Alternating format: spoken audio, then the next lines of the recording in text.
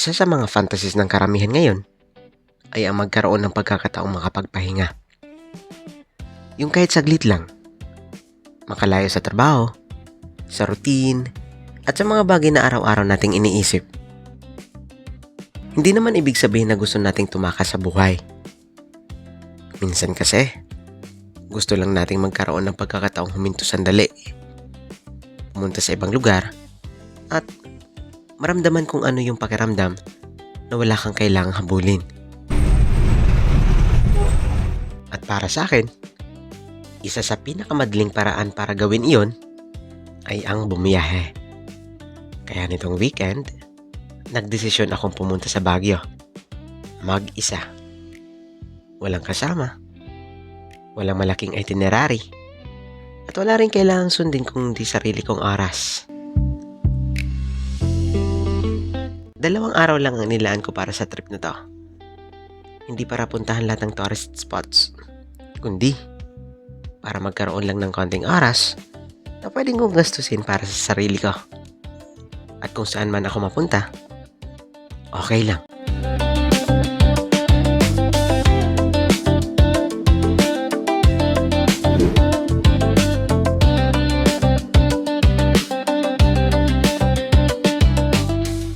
Unang destinasyon ko ang Baguio Cathedral. Pero bago ako magsimula maglibot, nagsimba muna ako. Para sa akin kasi, mas magiging makabuluhan ang pagbisita ko sa Baguio kung hindi lang ako basta dadaan sa mga tourist spot, kukuha ng litrato, at lilipat agad sa susunod na lugar. Gusto ko munang simulan ng araw sa isang bagay na personal. Hindi naman kailangang maging mahirap o komplikado. Minsan, sapat na yung ilang minuto para huminto at maalala kung gaano karaming bagay ang dapat nating ipagpasalamat.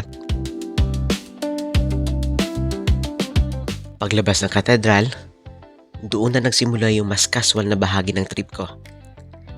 Dahil mag-isa lang ako, wala rin akong kailangang madaliin. Pwede akong maglakad kung gusto ko, huminto kung may gusto akong tingnan, at magbago ng plano anytime. So mula sa katedral, naglakad ako papunta sa Burnham Park. Kung tutuusin, hindi naman bago ang lugar na to. Isa ito sa mga pinakapamilyar na pasyalan sa Baguio at halos automatic nang kasama sa itinerary ng maraming bumibisita rito. Pero kapag mag-isa kang nagtatravel, nagiging iba rin yung paraan ng pagtingin mo sa isang lugar. Wala kang kausap habang naglalakad. Wala kang kailangang hintayin matapos mag-picture. At wala rin kailangang kausapin tungkol sa susunod na pupuntahan. Kaya bago ako nagpatuloy sa itinerary ko, naglaan muna ako ng sariling oras. Umupo, nagmasid, at pinanood kung paano gumalaw ang isang ordinaryong araw sa Burnham Park. May mga pamilya, may magkakaibigan, may mga nag-ehersisyo, at may mga taong katulad ko na naghahanap lang ng paraan para ma-enjoy ang araw.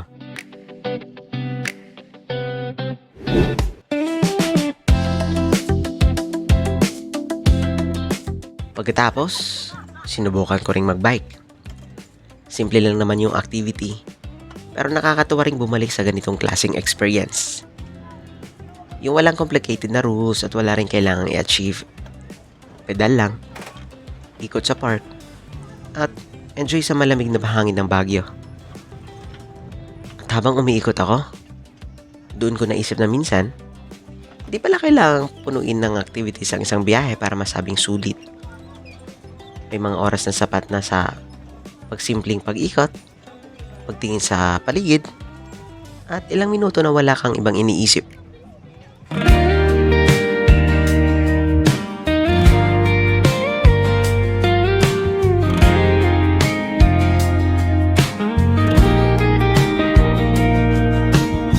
Sumakay ako nang walang kasama, bitbit ang tahimik na mga tanong sa bintana. Hindi unting nagbabago ang tanawin habang lumalayo. Malamig ang hangin pagdating dito. Parang may gustong ipaalala na minsan kailangan mo ring umalis para marinig ang sarili mo.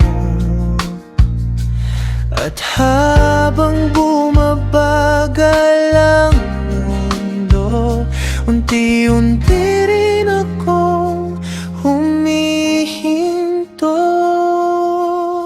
Dito muna ako sa lugar na hindi ako kilala. Dito muna ako hanggang gumaan ang bigat na dala.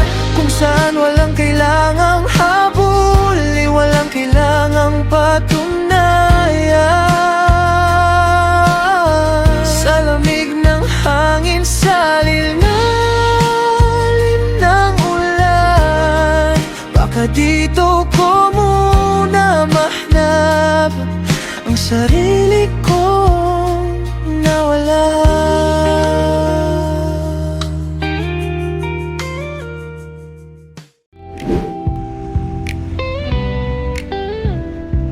Pagkatapos ng Burnham Park, nagpunta naman ako sa Botanical Garden. Dito, ibang atmosphere naman ang sinalubong sa akin. Kung sa Burnham Park ay mas buhay at mas maraming taong gumagalaw, dito naman, mas nangingibabaw yung mga puno, halaman, at tahimik na paligid. At habang naglalakad ako, naisip ko, kung bakit isa ito sa mga lugar na patuloy na pinupuntahan ng mga turista. Hindi naman dahil marami kang kailangan gawin. In fact, wala ka namang kailangang habulin dito. Pwede kang maglakad ng mabagal, tumingin sa paligid, kumuha ng litrato, at hayaan lang na lumipas ang oras. At siguro, iyon mismo ang hinahanap ng maraming tao kapag pumupunta sa Baguio. Yung ilang sandali na hindi mo na kailangang magmapadali. Naglakad ako ng walang pupuntahan, kinuhanan ng larawan ng bawat sandali. Mga puno, ilaw, mga lumang daan, at mga mukhang saglit kong nakasabay. May mga bagay palang mas maganda kapag hindi mo kailangang ipaliwanag. Tahimik lang nakatingin sa malayo, at hinahayaan ang oras na lumipas. Siguro hindi naman kailangan na lagi nating alam ang pupuntahan. Dito muna ako sa lugar na hindi ako kilala. Dito muna ako hanggang gumaan ang bigat na dala. Kung saan walang kailangang habulin, walang kailangang patunayan. Sa lamig ng hangin, sa lilim ng ulan, baka dito ko muna mahanap ang sarili kong nawala.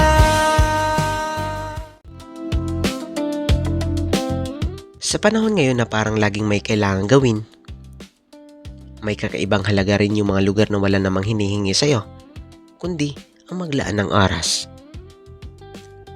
Pero kahit gaano ka ka-relax sa paglalakad, may isang bagay na eventually sisingit talaga sa itinerary: gutom. Kaya pagkatapos ng Botanical Garden, naghanap naman ako ng lugar na pwede kong kumakainan. At doon ako napunta sa Beanstalk Bistro. Hindi naman ako naghahanap ng kung anumang fancy na restaurant. Gusto ko lang ng maayos na pagkain, magandang lugar para makapagpahinga, at ilang minuto para makaupo pagkatapos ng ilang oras na paglalakad. Pagkatapos ng lunch, ipinagpatuloy ko ulit ang pag-iikot at pumunta naman sa ililikha. At kung may isang bagay na kapansin-pansin dito, iyon yung personality ng lugar. Hindi siya katulad ng ordinaryong commercial establishment na papasok ka, titingin at lalabas. Habang naglalakad ka rito, may mga artwork, maliliit na shops, food stalls, at iba't ibang creative spaces na nagsasama-sama sa isang lugar. Kaya hindi ko rin minadali ang pag-iikot. Nag-observe lang ako, kumuha ng ilang shots, at hinayaan kong yung lugar mismo magsabi kung ano ang dapat kong pansinin. Siguro yun din ang isa sa mga bagay na gusto ko sa solo travel. Kapag may nakita kang interesting, pwede kang huminto. Walang magtatanong kung bakit ang tagal mo.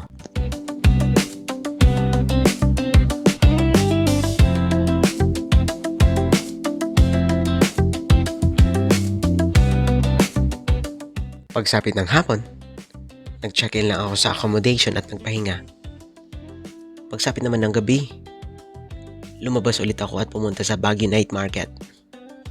At kung gusto mong makita kung gaano ka-busy ang Baguio kapag gabi, magandang puntahan ang lugar na to. Siksikan, maraming stalls, maraming naghahanap ng magandang deal, at syempre, maraming bagay na hindi mo naman talaga planong bilhin. Mahaba ang naging unang araw ko sa Baguio. Pero hindi ko rin gustong madaliin yung mga nangyari. Sinulit ko lang yung oras na meron ako. Kinabukasan, maaga akong pumunta sa Wright Park. Wala naman akong kailangang habulin na schedule ngayong umaga. Kaya ginawa ko lang kung anong gusto kong gawin. Naglakad-lakad, tumingin sa paligid, at kumuha ng maraming litrato. Habang nag-iikot ako, napansin ko na ibang-iba pa rin pala ang Baguio kapag umaga. Mas malamig, mas tahimik, at hindi pa gaano karami ang tao kumpara sa mga oras na mas nagsisimula ng dumami ang turista. Kaya sinulit ko yung pagkakataon na ito. May mga litrato ng mga puno akong nakuha. Meron sa mga kabayo, sa mga taong naglalakad, at syempre, picture sa sarili ko. At kung bukas kailangan ko nang bumalik, babalik din akong may dalang alaala. Hindi man nagbago ang mundo sa pag-alis ko, may kaunti namang nagbago sa akin. Kaya dito muna ako, sa pagitan ng ulap at umaga. At tulad ng lahat ng biyahe, dumating din yung oras na kailangan ng umuwi. 2 araw lang ako sa Baguio. Marami pa akong hindi napuntahan. Maraming pagkain na hindi natikman. At maraming lugar na pwede ko pang balikan. Pero hindi naman kailangang isang trip lang para matapos mong kilalanin ang isang lugar. Siguro, ganun din naman sa buhay. Hindi natin kailangang ma-experience lahat ng sabay-sabay. May mga bagay na pwede nating balikan kapag may pagkakataon ulit. At minsan, mas maganda rin yung alam mo may babalikan ka pa. Nagsimba, nagbike, naglakad, kumain, nag-explore, bumili, nagpicture, at pagkatapos, umuwi rin. Pero siguro, ang naging kakaiba lang ay ginawa ko lahat ng iyon ng mag-isa. At doon ko na-realize na hindi pala kailangan may kasama para ma-enjoy ang isang biyahe. May mga pagkakataon palang mas okay na ikaw muna. Ikaw ang magdesisyon kung saan pupunta. Ikaw ang magdesisyon kung kaano ka katagal mananatili. At ikaw rin ang makakinig sa sarili mo kapag kailangan mo ng huminto. Hindi ko alam kung kailan ako ulit makakapag-Baguio. Pero sa ngayon, sapat na muna yung 2 araw na to. 2 araw para makalayo ng kaunti. 2 araw para makahinga. At 2 araw para maalala na minsan, okay lang din palang piliin ang sarili. Hanggang sa susunod na biyahe. Dito muna ako hanggang maging payapa.